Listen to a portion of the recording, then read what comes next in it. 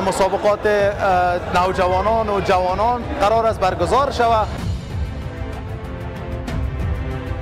ورزش زورخانه‌ای و پهلوانی کشتی پهلوانی باستانی بنیاد دارد. تقریبا تر 200 پورې ورزشکاران په دې کې ګډون لري.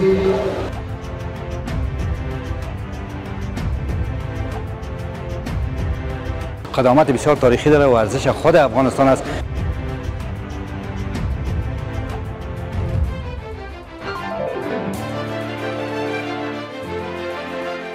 مسابقات نوجوانان و جوانان قرار است برگزار شود و دین روز جریان افتتاحیه بود و امروز خوشبختانه مسابقات زورخانه‌ای میان جوانان و نوجوانان برگزار می شود و در این مسابقات بیش از 200 ورزشکار اشتراک داره و در بخش‌های تیمی انفرادی قرار است مسابقات ما برگزار شود. همچنان 14 تیم اشتراک داره.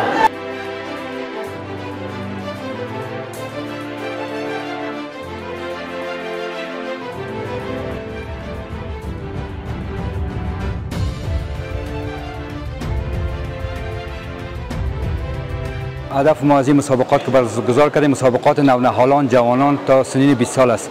هدف از این مسابقات است رشد و ورزش باستانی کهن ورزش‌های زورخانه‌ای که ورزش واقعا ورزش دلچسب ورزش قدامت بسیار تاریخی داره. ورزش خود افغانستان است. ما ایده تیم‌های ملی تیم‌های بزرگسالان داشتیم اما در نونهالان بسیار کم داشتیم. هدف ما است که ما منتخب تیم کابل گرفتیم که از این 40 نفر و 3 تیم برتر انتخاب میشه و ولایت خودم که برگزار کردیم اونا هم بهترینایشان که انتخاب شد و تیم ملی جوانان و نونهالان خود برگزار میکنیم. به خاطر هدف ما است که برای مسابقات بیرون مرزی برای نونهالان نوجوانان اینا را فراهم کنیم روانشان کنیم برای مسابقات بیرون مرزی.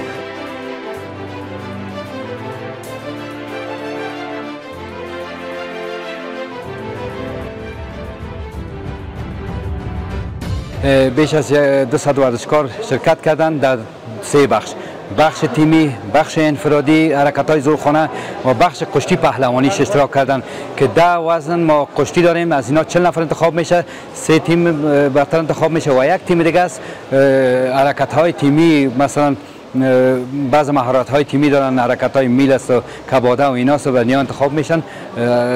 جمله 60 نفر انتخاب میشن. منتخب کابل است. منتخب کابل که انتخاب شد 40 نفر از این انتخاب میشه. بعد از این ما ولایت خود انتخاب میکنیم. از ولایت که انتخاب شد با انتخاب شدگی اینا میزنن. از اونها بهترین تیم‌هاشون انتخاب میشن.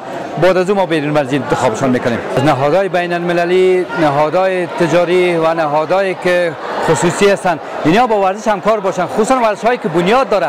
ورزش زورخانه‌ای و پهلوانی کشتی پهلوانی باستانی بنیاد داره. ورزش‌ها اینا اسپانسر میکنن دیگه گفتن نمیتونه که او اصلا بنیاد نداره.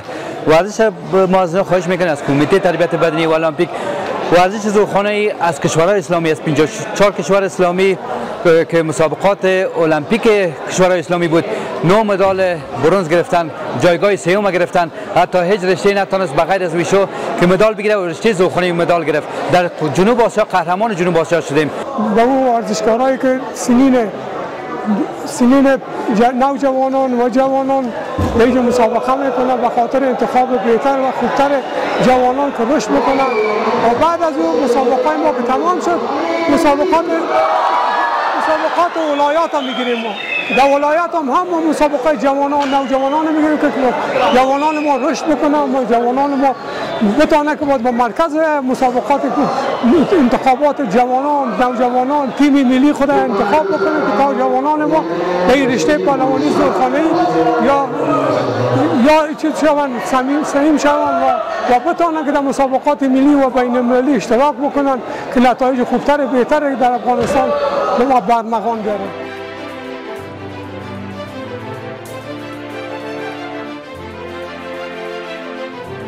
تقریبا تر 200 پورې ورزشکاران په دې کې ګډون لري او دغه هم زمونږ یو خواته د استاد میاګل په نام باندې دي او له بلې خوانه د کابل د مرکز دغه لوبې ترسره کیږي چې دغه لوبې منتخبه دي د دوی نه انشاءالله 40 نفر انتخابیږي بیا به د هغې نه وروسته به انشاءالله تعالی یا په مرکز کې او یا په ولایت کې کوم ولایت کې د دوی ملي مسابقات ترسره کیږي.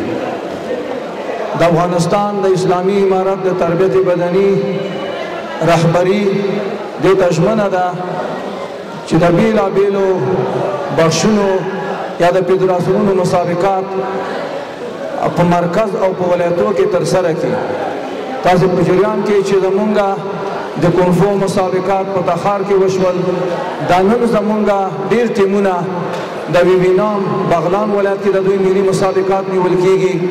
همدارنګه د تکواندو مسابقات زمونږ په مرکز کې وشول، د والیبال مسابقات زمونږ په مرکز کې وشول. نو انشاءالله تعالی نور مسابقات هم را روان دي چې هغه به د پاتې فدراسیونونو مسابقات به هم په مرکز او په ولایتو کې نیول کېږي. الحمدلله مونږ ډېر خارجي او داخلي میډالونه لرو.